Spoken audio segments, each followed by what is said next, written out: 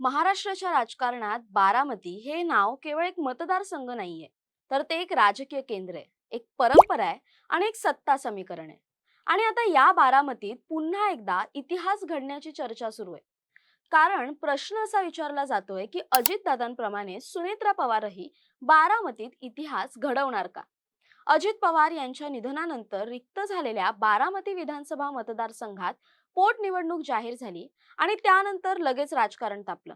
सुरुवातीला महायुतीकडून ही निवडणूक बिनविरोध व्हावी असा प्रयत्न झाला. कारण परिस्थिती अशी होती की सहानुभूतीची लाट, अजित पवार यांचं प्रचंड वर्चस्व आणि संघटनात्मक ताकद या तिन्ही गोष्टी सुनेत्रा पवार यांच्या बाजूने स्पष्ट दिसत होत्या. पण इथे काँग्रेसने वेगळी चाल खेळली. संख्याबळाच्या किंवा इतर कोणत्याही दृष्टीने कोणतीही आवश्यकता नसताना काँग्रेसने ही निवडणूक लढवण्याचा निर्णय घेतला आणि दिल्लीहून थेट आकाश मोरे यांच्या नावाची घोषणा करण्यात आली. आता इथेच पहिला मोठा राजकीय प्रश्न उभा राहतो, तो म्हणजे काँग्रेसने ही निवडणूक लढवायची गरज का निर्माण झाली? कारण जर आपण संपूर्ण समीकरण पाहिलं तर काँग्रेसला स्थानिक पातळीवर मोठी ताकद नाहीये. संघटनात्मक पकड मर्यादित आहे आणि महत्त्वाचं म्हणजे या निवडणुकीत त्यांना पूर्णपणे एकाकी पडण्याची शक्यता आहे. कारण उद्धव ठाकरे गटाकडून उघड पाठिंबा मिळण्याची शक्यता कमी आहे आणि शरद पवार यांच्या राष्ट्रवादी काँग्रेसकडूनही काँग्रेसला थेट साथ मिळेल असं दिसत नाहीये. म्हणजेच काँग्रेसने निवडणूक लढवायचा निर्णय घेतला असला तरी रणांगणात ते एकटेच उभे आहेत असं चित्र आहे. आणि इथेच दुसरा महत्त्वाचा भाग सुरू होतो, बारामती आणि अजित पवार यांचं नातं. गेल्या 7 विधानसभा निवडणुकांमध्ये अजित पवार यांनी बारामतीत जे वर्चस्व निर्माण केलं ते केवळ विजय नव्हतं, ते एकतर्फी सत्ता होती. 2009 मध्ये त्यांनी 1 लाखांहून अधिक मतांनी विजय मिळवला. 2019 मध्ये तब्बल 1,65,000 मतांनी विजय मिळवत राज्यात रेकॉर्ड केला आणि 2024 मध्ये देखील त्यांनी 1,81,000हून अधिक मतांनी प्रतिस्पर्ध्यांचा पराभव केला. हे फक्त आकडे नाहीयेत, हे डॉमिनन्स आहे. आणि हीच ती लिगसी आहे जी आता सुनेत्रा पवार यांच्या समोर आहे. म्हणूनच आता चर्चा अशी आहे की सुनेत्रा पवार या केवळ निवडून येणार नाहीत, तर त्या रेकॉर्ड ब्रेक मताधिक्याने निवडून येऊ शकतात.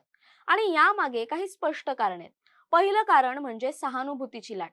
अजित पवार यांच्या निधनानंतर मतदारांमध्ये भावनिक वातावरण आहे आणि अशा वेळी कुटुंबातील व्यक्तीला पाठिंबा देण्याची प्रवृत्ती वाढते. दुसरं कारण म्हणजे काँग्रेसची मर्यादित ताकद. तिसरं आणि महत्त्वाचं कारण म्हणजे विरोधकांमध्ये एकजूट नसणं. जेव्हा विरोधक एकत्र नसतात तेव्हा सत्ताधारी पक्षाचा विजय आणखी सोपा होतो. याचाच पुरावा 2014च्या निवडणुकीत दिसतो, जेव्हा अजित पवार यांच्या विरोधात आकाश मोरे यांना अवघी 4,013 मतं मिळाली होती. हा फरक केवळ पराभव नव्हता, तर तो एक संदेश होता. बारामतीमध्ये पवार कुटुंबाच्या विरोधात उभं राहणं किती कठीण आहे याचा. आता प्रश्न येतो, काँग्रेसने पुन्हा आकाश मोरे यांनाच उमेदवारी का दिली? आकाश मोरे हे केवळ उमेदवार नाहीत, तर ते एका राजकीय परंपरेचं प्रतिनिधित्व करतात.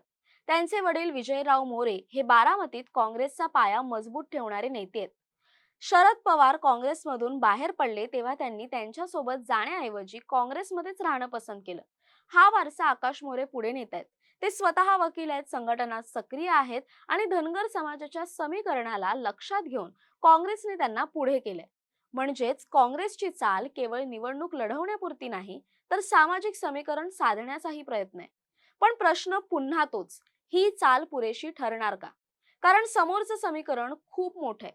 सुनेत्रा पवार यांच्या बाजूने उघडपणे शिवसेना शिंदे गट भाजप उभे आहेत आणि अप्रत्यक्षपणे पाहिलं तर अनेक छोटे पक्ष, स्थानिक नेते आणि काही प्रमाणात विरोधी गटातील सहानुभूतीही त्यांच्या बाजूने झुकलेली दिसते.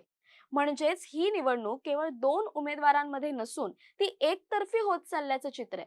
आता इथेच सर्वात महत्त्वाचा अनालिसिस येतो. जर हे सगळं असंच राहिलं तर सुनेत्रा पवार या केवळ जिंकणार नाहीत, तर त्या अजित पवार यांच्या रेकॉर्डच्या जवळपास पोहोचू शकतात किंवा तो रेकॉर्ड मोडण्याचाही प्रयत्न करू शकतात. पण इथे एक सटल पॉइंट लक्षात घ्यायला हवा, तो असा की रेकॉर्ड मोडणं हे केवळ आकड्यांवर अवलंबून नसतं, ते टर्न आउट, अपोजिशन स्ट्रेंथ आणि इमोशनल वेव्ह या तिन्ही गोष्टींवर अवलंबून असतं.